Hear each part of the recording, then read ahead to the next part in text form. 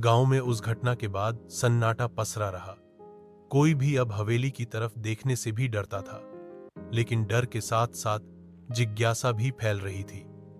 हर किसी के मन में यही सवाल था, राहुल के साथ क्या हुआ और वो बच्ची कौन थी।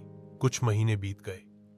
एक दिन शहर से एक और पत्रकार आई, श्रुति, जो राहुल की दोस्त थी।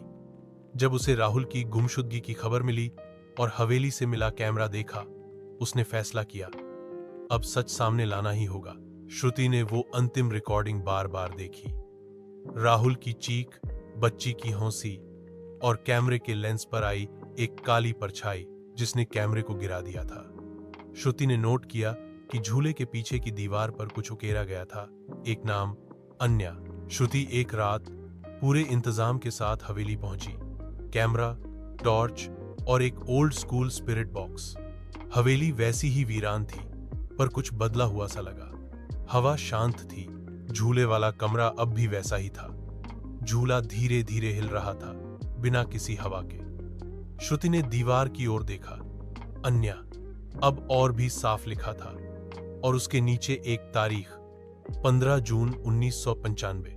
श्रुति ने स्पिरिट बॉक्स चालू किया।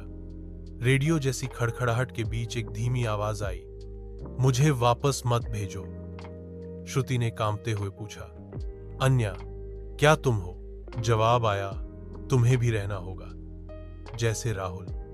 तभी झूला अचानक रुक गया और सामने की दीवार से एक हाथ निकला, बिल्कुल काला, बर्फ सा ठंडा। श्रुति किसी तरह बाहर भाग निकली, लेकिन बाहर आने पर उसका चेहरा बदला हुआ था, जैसे वो कुछ देख चुकी थी, कुछ जो इंसान सह नहीं सकता।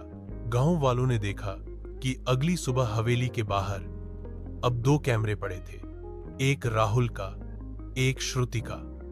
दोनों में एक जैसी हौंसी, बच्ची की हौंसी, और अंत में वही वाक्य, अब एक और आत्मा कैमरे से झोंकत